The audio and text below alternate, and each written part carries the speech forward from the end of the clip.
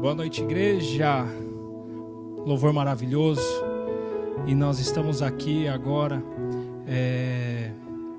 para estarmos ministrando a última palavra da nossa série, né, das 7 palavras de Jesus. E hoje nós estaremos falando sobre crer nas palavras de redenção. Amém? E eu quero começar com um texto em Lucas, capítulo 23, versículo 46, que diz assim: Jesus bradou em alta voz: Pai, nas tuas mãos entrego o meu espírito. Tendo dito isso, expirou. E também em Lucas 24, o 5 e o 7 diz assim: Amedrontadas, as mulheres baixaram os rostos para o chão, e os homens lhe disseram: Por que vocês estão procurando entre os mortos aquele que vive? Ele não está aqui, ressuscitou. Lembrem do que ele lhes disse quando ainda estava com vocês na Galileia: é necessário que o Filho do Homem seja entregue nas mãos de homens pecadores, seja crucificado e ressuscite no terceiro dia. Aleluia. Olha só, nós tivemos falando sobre palavra de perdão, palavra de esperança, palavra de cuidado, de adoção, de providência, de rendição.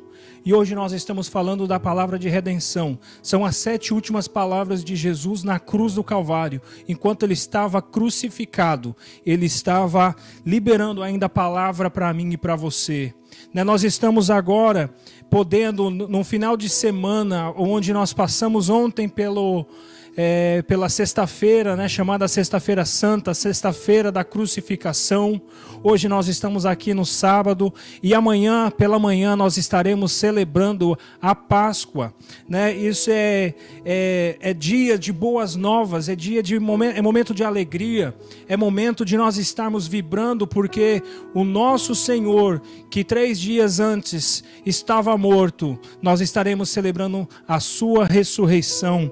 Glória a Deus por isso, porque ele venceu a morte, e porque ele venceu a morte, hoje nós temos vida. Glória a Deus, aleluia. Olha só, quando nós lemos aqui no início, Jesus ele dizendo no último momento, onde as coisas estavam, um divisor de água estava sendo marcado nas nossas vidas. Ele disse, ele ainda cita um salmo, Salmo 31:5, que fala: Nas tuas mãos entrego o meu espírito, resgata-me, Senhor, Deus da verdade. Nesse momento, Jesus ele estava citando um salmo. Assim como quando ele diz: Deus meu, por que me desamparaste? Ele está citando também um salmo. Aqui ele está citando outro. E essa afirmativa, ela mostra para nós, ela serve para nós como um sinal de soberania. Um sinal de que Deus ele não foi vítima de uma fatalidade. O nosso Senhor Jesus, ele não estava cumprindo um propósito e de repente ele foi parado pelos judeus e foi interrompido. Não, o nosso Senhor, aqui ele está dizendo: eu entrego o meu espírito. Soberania, ele estava no controle da situação. Uma situação que parecia o início de um caos, mas na verdade estava iniciando um novo tempo para mim e para você. Olha só, em João 13:3 ainda fala: Jesus sabia que o Pai havia colocado todas as coisas debaixo do seu poder, que viera de Deus e estava voltando para Deus. Nosso Senhor, ele estava no controle, ele está no controle de todas as coisas. Agora, para nós estarmos vivendo debaixo dessa redenção, nós precisamos seguir com alguns princípios, tomar cuidado com alguns princípios. Primeiro princípio que eu quero falar é nós escolhermos o caminho da redenção. Escolher o caminho da redenção. Jesus ele disse em João 14:6: Eu sou o caminho, a verdade e a vida. Ninguém vem ao Pai a não ser por mim. Em Lucas 24:13-14, agora eu quero trazer aqui os princípios baseados numa situação que aconteceu no momento em que Jesus ele morreu. Quando o Senhor Jesus ele morreu, os discípulos eles se dispersaram. Cada um foi para um canto. Pedro, que antes dissera que jamais estaria negando o Senhor, ele nega o Senhor Jesus, conforme a palavra do próprio Jesus. Né? Os discípulos, eles ficam com medo e eles começam a dispersar. E aqui nós vamos falar de 2 discípulos. Diz assim o texto: naquele mesmo dia, 2 deles estavam indo para um povoado chamado Emaús, a 11 quilômetros de Jerusalém. No caminho conversavam a respeito de tudo o que havia acontecido. Olha só, 2 discípulos, eles estavam saindo de Jerusalém, eles estavam, a caminho aqui a 11 quilômetros de Jerusalém, estavam andando, estavam conversando sobre o que tinha acontecido, talvez confusos, decepcionados, tristes, frustrados.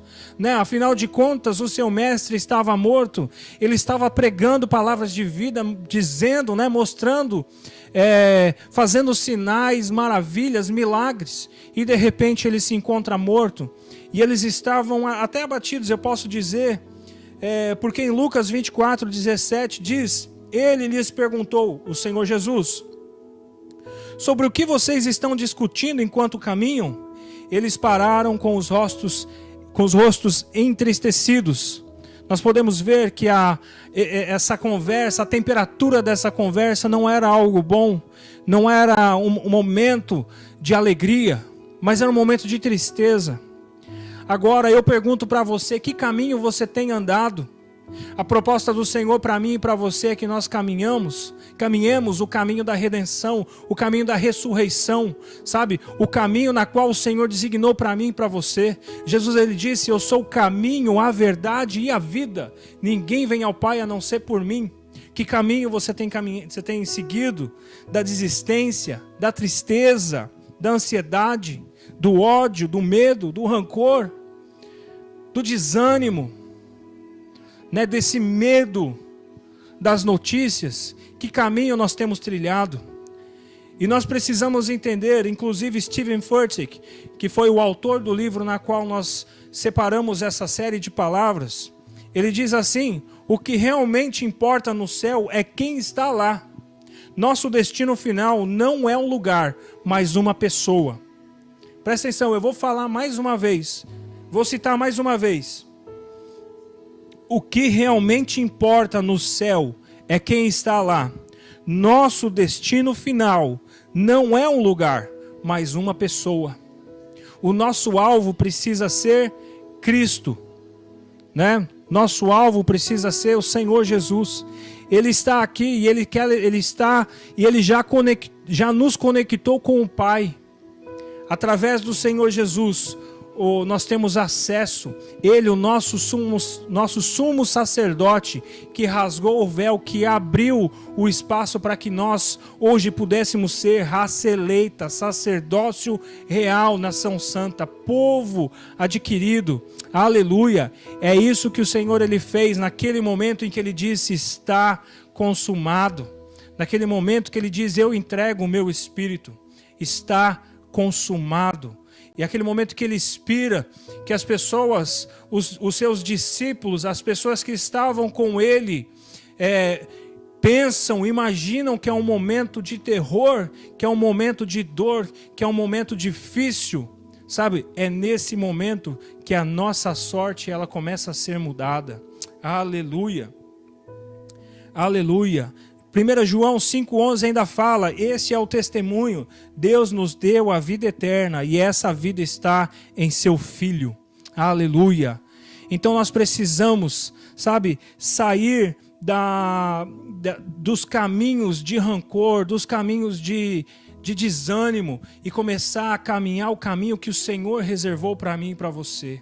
Esses 2 discípulos, eles andaram com Jesus. Eu não sei qual é a história deles, porque até mesmo não é falado do nome deles. E depois eles se encontram com os 11, então eles não eram os apóstolos. E eles estavam caminhando com Jesus, mas num momento que já era esperado que acontecesse, eles começam a caminhar um caminho de uma frustração. Mas o Senhor os resgata e nós vamos ver um pouquinho mais para frente. Só que para isso, nós também vamos aprender que nós precisamos superar as limitações da incredulidade religiosa. Em Lucas 24, 25 diz: ele lhes disse: como vocês custam a entender e como demoram a crer. Só essa parte do versículo. Como vocês custam a entender e como demoram a crer. Sabe por quê? Porque a religiosidade, ela nos cega. Uma religião sem um relacionamento com o Senhor, ela é cega. Sabe? A incredulidade, a religiosidade, elas nos limitam de nós estarmos realmente colocando as prioridades em primeiro lugar. Nós precisamos buscar, porque quando nós temos um conhecimento, mas nós não temos uma revelação, esse conhecimento ele é apenas um entendimento, ele é apenas algo a mais, e o excesso de conhecimento ele acaba inchando. Jesus, ele não morreu por argumentos, mas Jesus ele morreu por pessoas. Não é para se ganhar um argumento que o Senhor morreu, mas o Senhor ele morreu para estar resgatando vidas. Vidas como eu, como você e como outros. Para todos nós. Nós precisamos, sabe, realmente buscar ter esse relacionamento com o nosso Senhor. Aleluia. Olha só, em 2 Coríntios 4:4 ainda fala: o Deus dessa era cegou o entendimento dos descrentes, para que não vejam a luz do evangelho da glória de Cristo, que é a imagem de Deus. O papel do inimigo é cegar o entendimento das pessoas, para que eles não vejam, a luz do evangelho, como nós acabamos de ler, da glória de Cristo. É cegar o entendimento. E nós precisamos buscar esse conhecimento, porque Jesus ele disse para eles: vocês estão demorando demais para entender, vocês já deveriam estar num outro nível. Isso sou eu dizendo. Vocês já deveriam estar muito mais avançados. Só que Jesus ele não apenas acusa, ele começa a ensinar. Em Lucas 24, 27 ele fala: começando por Moisés e todos os profetas. Aqui está se falando dos textos de Moisés e dos profetas. Aquilo que nós temos acesso na palavra de Deus. Aleluia. Ele diz: começando por Moisés e todos os profetas, explicou-lhes o que constava a respeito dele em todas as Escrituras. Aleluia. E no 32 ainda fala: quando eles começaram a ouvir a explicação do Senhor, quando eles começaram a ouvir a explicação do Mestre, eles disseram, entre eles, no versículo 32, não estavam ardendo em nossos corações dentro de nós, enquanto ele nos falava no caminho e nos expunha as Escrituras? Aleluia. O coração deles começou a arder. O coração deles, eles começaram a entender, eles começaram a ter um encontro, não apenas um conhecimento, mas uma revelação da palavra do Senhor. E nós precisamos buscar esse nível também. Nós não podemos parar apenas nesse nível de entendimento, mas nós precisamos buscar isso, buscar nas Escrituras, parar de ler as Escrituras apenas para cumprir um plano, mas começar a ler as Escrituras e procurar o Senhor Jesus nelas, porque o Senhor Jesus ele é revelado aos homens, o Messias é revelado aos homens desde Gênesis. A palavra toda ela aponta para o Messias. Só que eles não estavam vendo. A religiosidade estava cegando. O excesso de entendimento estava cegando. O achismo estava cegando. Os argumentos estavam cegando. E aqui o Senhor Jesus ele começa a explicar, a mostrar Ele nas Escrituras. Mostrar Ele nos textos de Moisés, nas leis, nos profetas, em Isaías, o porquê que ele disse, isso daqui eu não estou dizendo que ele usou exatamente esses textos, mas somos nós aqui parafraseando, olhando e falando, tá vendo aqui, olha, eu disse, Deus meu, por que me desamparaste? Mas se você olhar em Salmos, você vai ver, você está vendo aqui que Isaías foi falado que eu precisaria pedir por água, e eu disse lá que eu estava com sede, para que eles pudessem me servir o vinagre, sabe? É começar a entender, porque quando nós temos esse conhecimento que traz uma revelação, sabe? O Senhor, Ele vai endireitando os nossos caminhos. Nós deixamos de sair, de trilhar um caminho de uma religiosidade, começamos a trilhar um caminho com Cristo. Aleluia. E essa é a proposta do Senhor. Aleluia. Gostaria tanto de estar com vocês, de nós estarmos reunidos e podendo celebrar esse momento, podendo nos alimentar dessa palavra, não apenas conectados, mas juntos, sabe? Seria maravilhoso, porque eu sinto a presença do Senhor nesse lugar. E eu creio, e a minha oração é que você possa estar sentindo aonde você está agora. Aleluia. Olha só. Em Lucas 24, 31, diz assim o texto.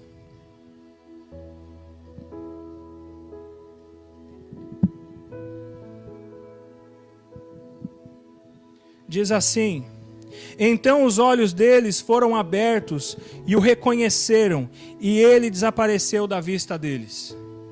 Olha só, até então, esses discípulos, eles estavam caminhando com o Senhor e não havia reconhecido que Ele era o próprio Jesus. Eles ainda não tinham reconhecido que Ele era o Senhor, eles ainda estavam entristecidos, o coração deles começou a se encher, sabe, como diz aqui, a arder, né, o coração, mas eles ainda não tinham entendimento, até que chega um momento, e eu creio que esse momento, ele está em figuras, aconteceu aqui de fato, mas traz uma figura para nós, para eu e para você, para nós estarmos entendendo. Olha só que para isso nós precisamos voltar um versículo. Versículo 30 de Lucas 24 diz assim: quando estava à mesa com eles, tomou o pão, deu graças, e partiu e deu a eles. Então os olhos deles foram abertos e o reconheceram, e ele desapareceu da vista deles. Olha só. Vamos entender um pouquinho. Vamos entender um pouquinho isso. Jesus aparece para eles. Eles estavam tristes. Jesus começa a perguntar o que havia acontecido. Eles explicam. Você não viu o que aconteceu? Depois lê esse texto com calma. Você vai ver que maravilhoso. Você não viu o que aconteceu com Jesus? Foi crucificado, tal. E Jesus fala para eles, a incredulidade de vocês, a falta de conhecimento de vocês. Então o Senhor, ele começa a explicar, olha só, o Messias deveria vir dessa maneira, aconteceu isso, para que pudesse se cumprir essas palavras. Os corações deles começaram a arder, de repente eles param para comer. E no momento em que eles param para comer, que o Senhor, ele parte o pão e entrega para eles, eles reconhecem que é o Senhor.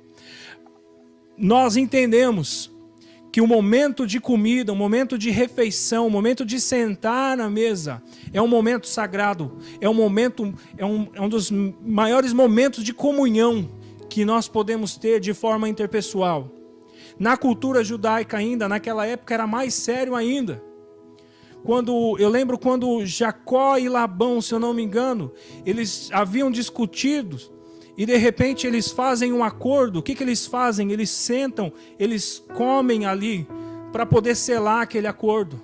Quando Abraão encontra com aqueles dois anjos, o anjo do Senhor, a aparição do Senhor, eles param ali para comer. Relacionamento.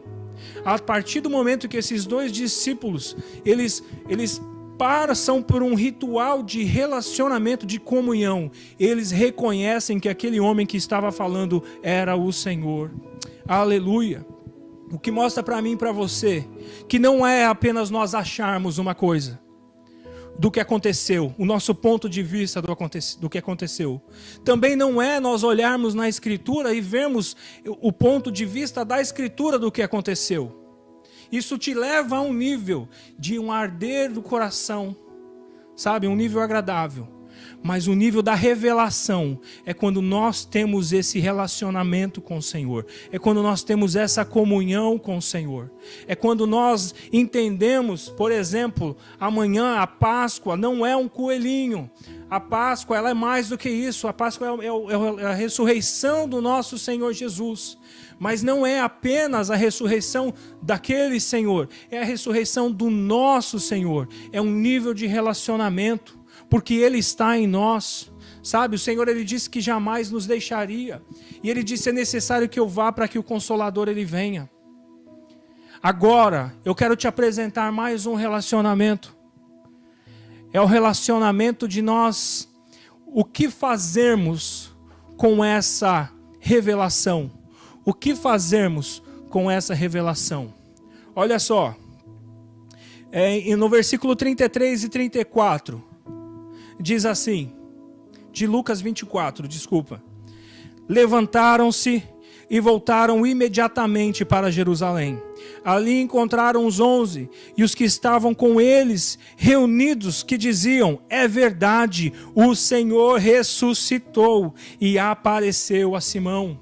Olha só, diante de uma revelação, o Senhor se mostra para eles, eles reconhecem como o Senhor e o Senhor ele já desaparece.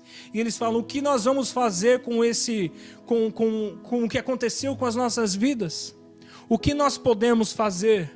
Nós tivemos um entendimento, nós vimos que o nosso achismo estava errado, mas nós tivemos um relacionamento. E agora com esse relacionamento eu preciso voltar para o lugar do meu propósito.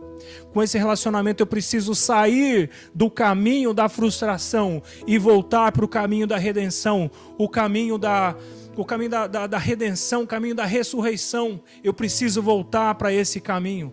Como Paulo disse, eu deixo as coisas de lado, o que para trás ficou, aquilo que me segura, e eu corro, eu sigo para o alvo, sabe? Eu sigo para o meu caminho. E é isso que nós precisamos fazer. Qual é o seu caminho? Qual é o caminho do seu propósito? O Senhor ele tinha uma palavra para os discípulos naquela época. Vocês vão ficar em Jerusalém até que chegue o Consolador e eles vos revestirá. Eles não podiam sair daquele lugar até que eles pudessem estar sendo revestidos de poder para estarem sendo enviados. E ali eles voltam.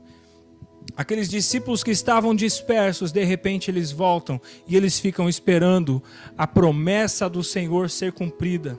Aleluia! E é isso que nós precisamos fazer, irmãos. Buscar essa revelação, sabe? Mais do que um conhecimento, uma revelação. Mais do que uma revelação, ou agregado a uma revelação, uma comunhão, relacionamento. Porque eu tenho uma palavra para você, que você já deve ter ouvido muito, mas ela precisa ser revelada, sabe? Precisa estar patente. O nosso Senhor está vivo. O Senhor, Ele está neste lugar. O Senhor está onde você está. O Senhor, Ele precisa estar em nós. Ele não é um Deus. Ele não é um Deus apenas que nós cumprimos certos rituais para nós estarmos alcançando talvez uma aprovação. Ele é uma pessoa que quer estar conosco o tempo todo. Quando você está dormindo, quando você está acordando, quando você está trabalhando, quando você está estudando, quando você está saindo, quando você fala, eu quero ficar sozinho, Ele está com você. Ele está com você e Ele precisa estar com você.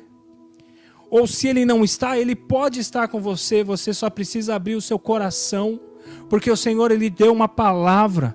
Isso já foi liberado para nós. Eis que estou convosco, estou com vocês todos os dias até a consumação dos séculos. Todos os dias das nossas vidas nós podemos ter o Senhor, para que Ele possa estar nos conduzindo, nos guiando, nos ajuntando com o caminho do nosso propósito. Aleluia! Que você possa estar recebendo essa palavra, Sabe, uma palavra de redenção. Entender que está tudo consumado. O Senhor, Ele já fez por mim e por você. Nós só precisamos estar na dispensação do Espírito Santo. Sabe, estarmos juntos, estarmos alinhados com a vontade do Senhor nas nossas vidas. Aleluia. Aleluia. Feche os teus olhos. Vamos orar ao Senhor. Aleluia. Aleluia. Pai, eu te louvo e te agradeço pela tua palavra, Jesus. Eu te agradeço, Senhor, porque nós podemos ministrar essa palavra. Eu te agradeço, Senhor, porque se nós podemos ministrá-la, é porque o Senhor já completou a boa obra. Aleluia. Eu te agradeço, Senhor, porque a sexta-feira, ela pôde parecer muito difícil para as pessoas, mas ela era uma boas novas, era uma notícia boa, porque o Senhor consumou aquilo que precisava para que nós pudéssemos estar religados com o Pai. Te agradeço, Senhor. Eu coloco, Senhor, nas tuas mãos cada vida que está ouvindo a tua palavra agora, que está conectado aqui conosco, Senhor, para que o teu Santo Espírito possa estar falando ao coração deles, no nome de Jesus, para que possam, Senhor, viver essa revelação, viver, Senhor, esse nível, esse grau de relacionamento, ó Pai, contigo, para que possamos juntos, ó Pai, estarmos caminhando no caminho da redenção, em nome de Jesus. Amém. Repare bem, o Senhor, os discípulos, na verdade, eles estavam olhando para aquela situação como uma situação terrível. Por isso que aqueles dois, eles estavam entristecidos. Mas a cegueira religiosa, a cegueira espiritual, fez com que eles olhassem uma boa notícia de uma forma negativa. Porque eles estavam olhando um mestre morto. Mas eles não estavam olhando um cordeiro que se entregou para ser ressuscitado, um leão. O leão da tribo de Judá. Eles não olharam que um Messias estava se entregando para que o Senhor pudesse estar sendo levantado. Aquele Senhor, o Senhor que todo joelho se dobrará e toda língua confessará que Ele, Jesus Cristo, é o Senhor. 4.000 anos se passaram, 4.000 anos, para que esse dia, esse momento chegasse. Então, se as pessoas estivessem olhando do ponto de vista divino, registrado nas Escrituras, eles estariam vibrando, porque esse dia tão esperado chegou. Mas eles estavam entristecidos, porque estavam com o ponto de vista errado. E de repente o problema que você está passando, você está vendo como uma má notícia, mas é o Senhor agindo na sua vida. Então, procure olhar pelo prisma, pelo ponto de vista divino, aquilo que você está passando, e saiba que o Senhor está